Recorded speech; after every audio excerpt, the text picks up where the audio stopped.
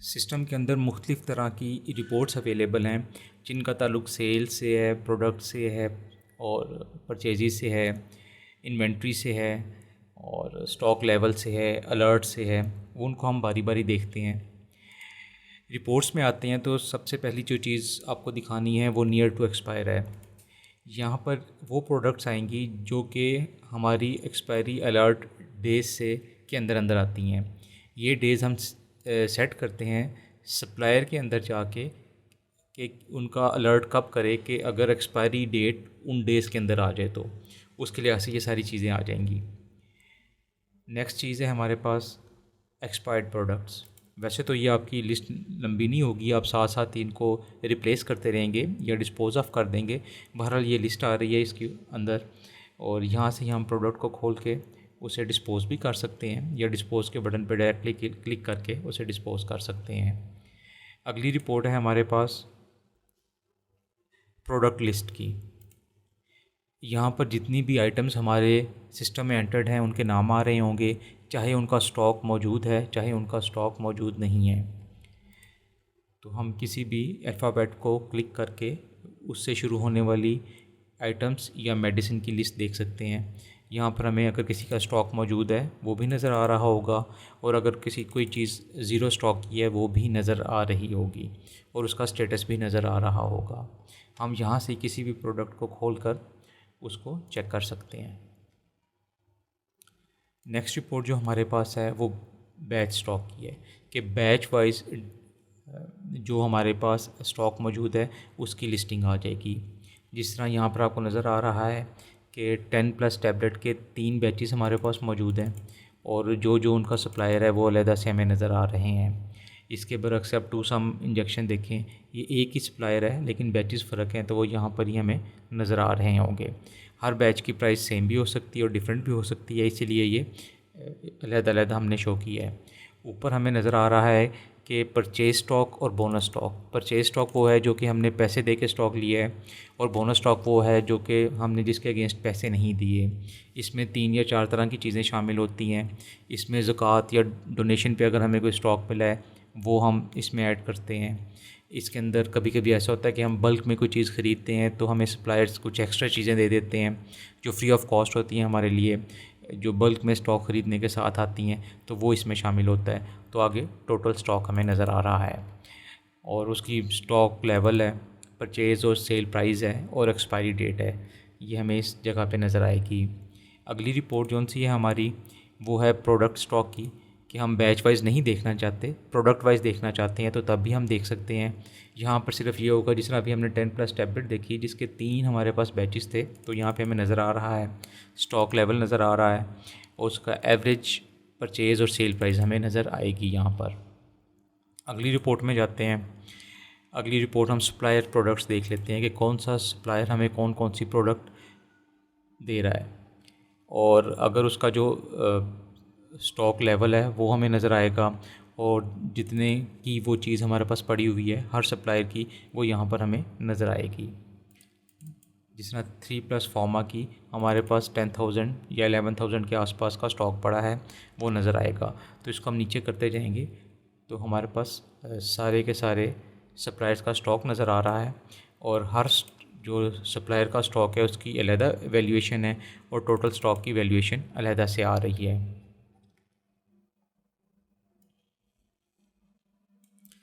Next हमारे पास manufacture wise products हैं। जिस हमने पिछले पेज पे सप्लायर वाइज देखी हैं हम मैन्युफैक्चर वाइज भी देख सकते हैं।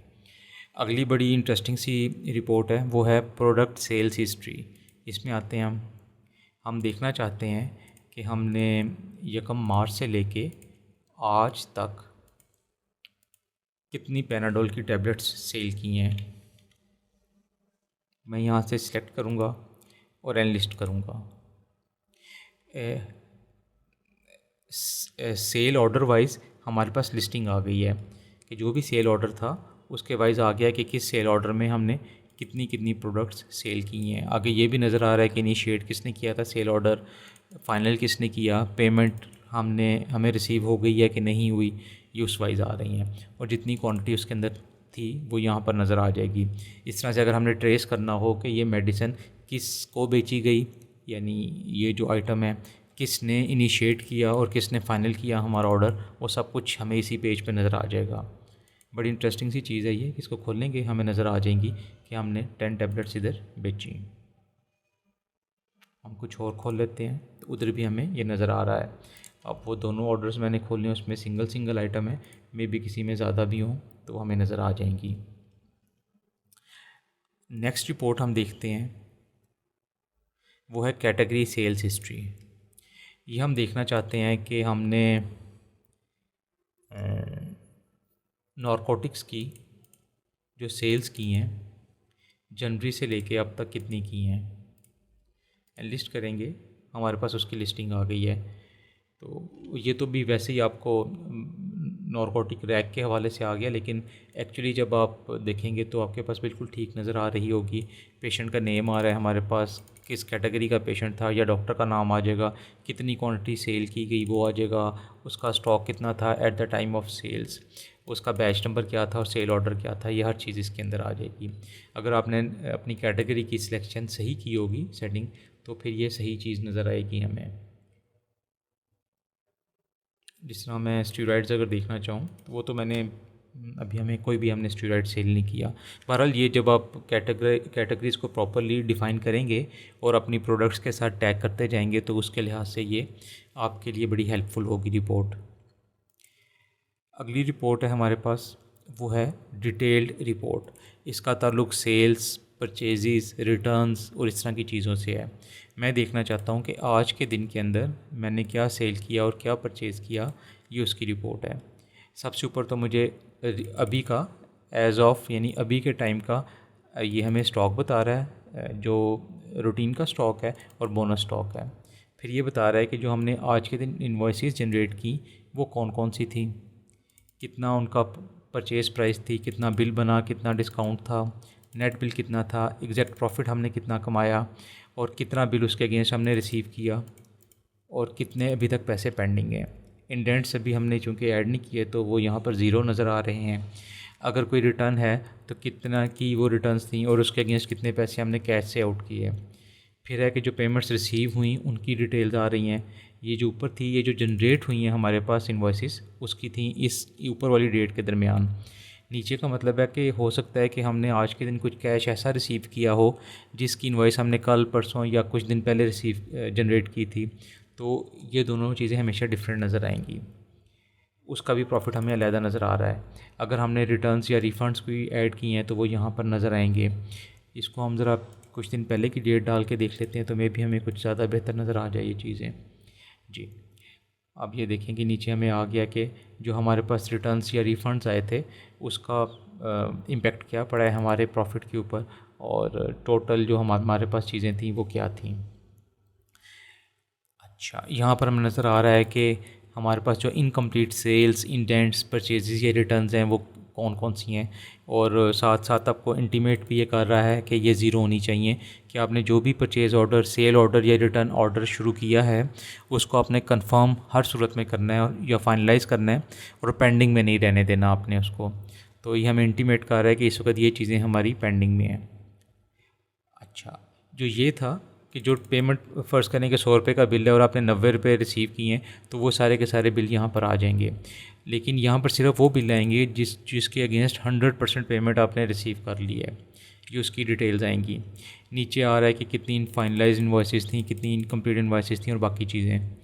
और फिर स्टाफ वाइज आ रहा है कि किस स्टाफ मेंबर ने कितनी कितनी हमारी इन्वॉइसेस जनरेट की, उसके उनका सेल्स का क्या हिसाब था कि उन इन्वॉइसेस के अगेंस्ट कितने की सेल्स हुई, परचेज़ आ रही हैं हमारी, और इस तरह से रिटर्न्स आ रही हैं। नीचे आएंगे तो हमारे पास सेल्स, परचेज़, इंडेंट्स, रिटर्न्स और कंपनी रिटर्न्स की लिस्टिंग आ जाएगी जो भी हमने की होगी। तो ये भी काफ़ी इम्पोर्टेंट रिपोर्ट है। और अगर हमने समरी रिपोर्ट देखनी है, मैं देखना चाहता हूँ कि मैं डे वाइज समरी देखना चाहता हूँ जनवरी की। मैं सर्च की, अब ये मुझे बता रहा है कि जनवरी को डे वाइज हमारी कितनी जो सेल्स हुई थी उनकी परचेज़ प्राइस क्या थी, उनकी टोटल कितना बिल बना था, कितना डिस्काउंट दिया, अमाउंट प्रॉफिट कितनी थी, परसेंटेज प्रॉफिट आ गया है, और कितने पैसे हमने रिसीव कर लिए और कितने रिसीवेबल हैं। इसी तरीके से नीचे आ जाएगा पूरे मंथ की कैश रिसीविंग की हमारी ये रिपोर्ट बन गई है। और इसी तरीके से रिटर्न्स की है, परचेज़ की है, कैश रिसीविंग की है, रिटर्न ऑर्डर्स की है, रिटर्न पेमेंट की है और इंडेंट्स की है। ये सिंगल पेज के ऊपर हमारे पास कुछ रिपोर्ट्स आ जाती हैं। और इसी तरीके से अगर मैंने मंथ वाइज देखनी है, मैं देखना चाहता हूँ कि इस साल मंथ वाइज मुझे बता दे कि क्या हिसाब किताब रहा, तो वो सेल्स मंथ वाइज हमें बता रहा है कि सेल्स कितनी है, परचेज़ कितनी है, कैश कितना रिसीव किया, रिटर्न ऑर्डर्स कौन कौन से थे, उनके अगेंस्ट जो पेमेंट हमने आउट की वो कितनी थी, और इंडेंट्स के बारे में बता रहा है। तो ये काफ़ी इंटरेस्टिंग रिपोर्ट्स हैं। और एक आखिरी रिपोर्ट जो मैंने आपको शो करनी है वो है कि इन्वेंट्री ऑडिट प्रिंट। ये हमें एक फ़िज़िकल अगर हमने वेरिफिकेशन करनी है अपने या ऑडिट करना है अपनी चीज़ों का, तो बड़ी हेल्पफुल रिपोर्ट है। वो हमें बता रहा है कि हम प्रोडक्ट वाइज इसकी लिस्टिंग कर सकते हैं, बैच वाइज कर सकते हैं, लोकेशन वाइज कर सकते हैं और मैन्युफैक्चरर वाइज कर सकते हैं। मैं भी फ़िलहाल इसकी प्रोडक्ट वाइज कर देता हूँ, या मैन्युफैक्चरर वाइज करते हैं कि मैन्युफैक्चरर वाइज हम इसकी देखना चाहते हैं कि लिस्ट हो जाएगी और हमें बता रहा है कि इसकी सेल प्राइस परचेज़ कितनी थी, प्राइस सेल प्राइस कितनी थी, करंट स्टॉक कितना है। फिर मैनुअल वेरिफिकेशन के बाद अपने कागज़ पे हम एंटर करेंगे कितना डिफरेंस है और बाद में इसको स्टॉक एडजस्टमेंट में डालेंगे। इसका तरीका ये होता है कि हम इसको प्रिंट करेंगे और यहाँ पर हम इसको अपने पेपर के साइज़ के लिहाज से एडजस्ट करेंगे। मैं इसको 85 पे एडजस्ट कर लेता हूँ। तो देखें कि मेरे पेपर के साइज़ के हवाले से ये एडजस्ट हो गई है। तो इसको हम प्रिंट करके अपने स्टाफ को हैंड ओवर कर देंगे ताकि वो इसके ऊपर प्रॉपर्ली स्टॉक को का मैनुअल उसका ऑडिट करके इधर एंटर करता रहे। और बाद की बात है कि हम उसके कंप्यूटर के अंदर उसकी एडजस्टमेंट डालें, या लॉसेस होंगी या एडिशंस होंगे, तो ये हमारे काम आ सकती है ये रिपोर्ट। बाकी चीज़ें हम अगली वीडियोज़ में देखते हैं कि बाकी क्या क्या ऑप्शंस और रिपोर्ट्स हमारे पास अवेलेबल हैं।